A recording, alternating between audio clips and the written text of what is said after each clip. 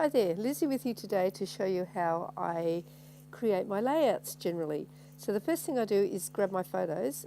I'm showing you how to do a multi-photo layout because a lot of people find this really difficult.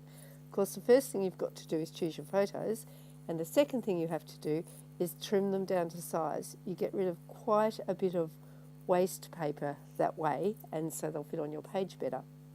Next, don't forget to record the information about your photos. I always put it on the back of them, but of course once they're stuck down I can't see that, so I need to write that somewhere else before I begin. The first thing I do after I've cut down my photos is choose my papers. This time I've used some Felicity Jane papers that I got on sale, which was really good, and the only way I can do it is to actually pop the papers under my photos so I can see what they look like. Usually I choose 2 or 3 that I think are generally okay and go from there. This time I've decided to cut up some of my 12 by 12 papers, which is a little difficult at times, but they need to be used, and often if you use the same papers from one manufacturer, it makes it easy to match your layout so that it all blends nicely. I like to use tissue paper. I get lots of tissue paper from my Happy Mail, and it's a good way to utilise it. Don't be afraid to rip rather than cut, and don't be too fussy with your layers. I make sure my layers are quite small when I'm doing multi-photo pages because you don't have a lot of room on the page to play with. So this is a way of making your photos pop without taking up a lot of room. I also like to change the order of the pattern papers under my photos. So they all blend, but they all look slightly different because different photos will look different with different papers right behind them, so you have to choose a little bit more carefully for that. As you can see, I use my little paper trimmer an awful lot. It's great for when you're working with a 4x6 photo size or smaller. Generally I use a glue stick to glue my photos down, and I'm not terribly fussy. I don't glue right around the edges. Sometimes, as you can see here, I'll use masking tape because sometimes if I've got the piece of paper just in the right spot, I don't want to move it by adding a glue stick. Pulled out a bit of this brown paper, just sort of blended a little bit better along with the pinks and the blacks and whites, just gave it a little bit more depth, I suppose, behind the photo. I didn't use it under all the photos, just some, and I had that little bit at the end, so I had to cut it in half to make it stretch so that it would go for both sides of the photo. And as you can see, I'm just attaching it with a bit of tape once I position it correctly.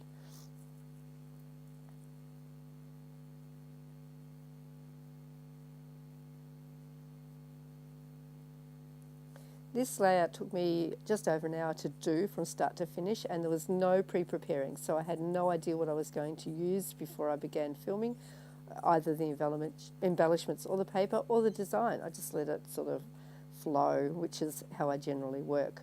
So I had these bits of scrap paper left over, and waste not, want not. I've got a little heart punch that I got from Kmart here in Australia, quite a cheap one, only $2 or something, but it's a great size and really handy. I like to make my own embellishments, and this is one of my favourite at the moment. So I've used the heart punch, and then I cut some of the hearts in half and attach them to the other heart. So they're quite unique, and they blend nicely with your layout because they're using the papers that you're also used behind the photos. This is a Stampin' Up! Glue stick. You can't get them anymore, but you can get other varieties. And if you're just starting scrapping, I'd recommend you get one. They're great for fiddly little bits and pieces like this. You'll see later on that I attach the hearts quite often with staples. It's a bit of a change from just gluing them down.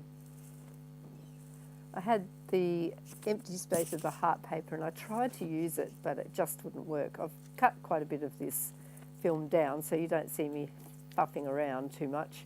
But then when I was doing that, I saw these strips from the ends of the pattern paper and thought, they might make a nice little cluster in the corner and something to draw the eye to. Once again, because I've got 3 photos on the layout, you can't have too many other clusters around the page, but one down the bottom right worked really well.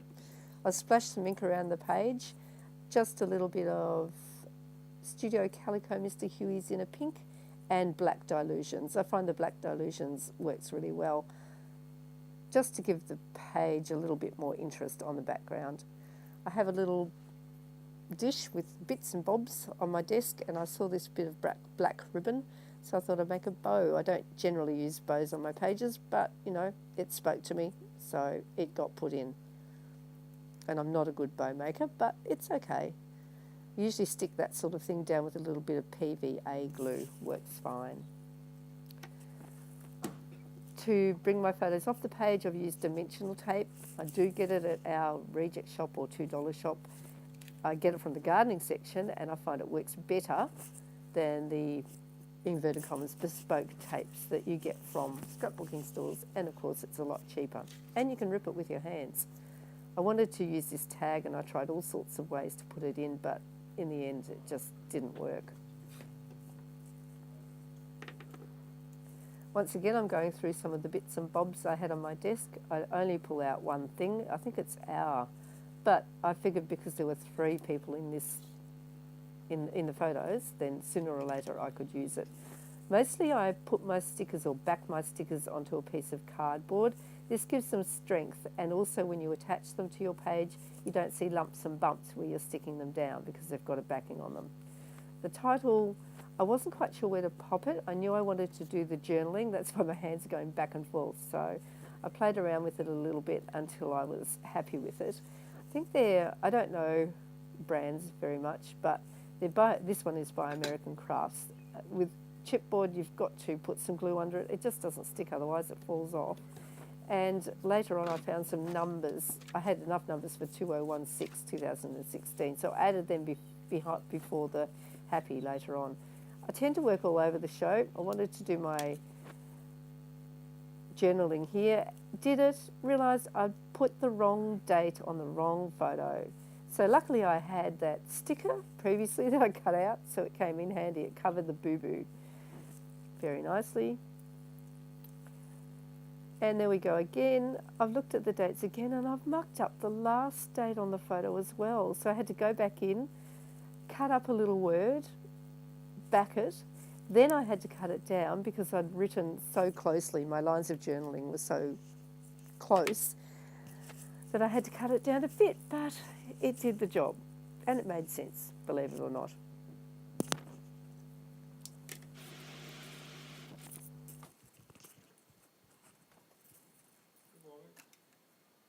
Here we go, adding those hearts that I previously made, the little heart embellishments with my stapler.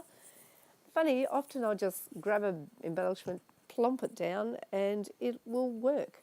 This is an old SRM sticker, which says True Love. Well, maybe it is, I don't know. But anyway, I just wanted the love bit, because obviously these people are good friends. It's my step-granddaughter, actually.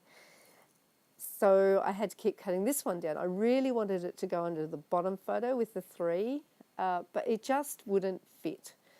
So eventually I had to give up. No matter how small I cut it, it just wouldn't sit there. And I really wanted to use it because it's a nice word and it worked really well. So eventually it went on the side at the top. That chipboard sticker came from the same pack that the Happy and the 2016 did. I wanted to use the Our at the top of that. I can't quite remember what it is now, but it was like Our Dream or Our Life or something. Our Memories, I think. But then there was a whole lot of gunky, gluey bits on the top left of the chippy sticker. So I tried to use a rubber to rub it off. It worked okay, but not really well. So here we go. Cover up the mistakes. Cover up the glunks on the blunks. Blunks, there's a good word for you. This time with a sequin. And I usually use liquid pearls, I think they call it, Ranger liquid pearls, to attach my sequins. Because often if you use a coloured liquid pearls, it gives a little nice little spot in the middle of the sequin, the little sequin hole. Here we are doodling. It's nice to doodle around stickers that you add. That sticker also came from that American Crafts collection. And once again, these stickers come from Aldi, from my good friend, gifted them to me. Once again, on some cardboard to give them some strength. And here we have a flare that's about to go on. And yeah, I've used up all the little pop dot-y things, but that doesn't mean I can't use the waste. It's Somebody told me this just when I was starting scrapping, and it's a brilliant idea. Waste not, want not. Another staple with another couple of hearts. I think I used 3 of the 4 hearts. I might have used all 4 actually. I might have used all 4, so that was really good. No waste at all. And of course, because it's a multi-photo layer, because I haven't got that many clusters by the time I do my journaling, I do like to put a border around. It seems to finish off the page. I think scrapbookers can be divided into those who like borders and those who don't. But here we go with some close-ups. Hope you enjoyed this. I'm not very good at videoing, but I just wanted to share some tips and tricks. So thanks so much for watching. Cheers, have a great day, and of course, happy scrapping.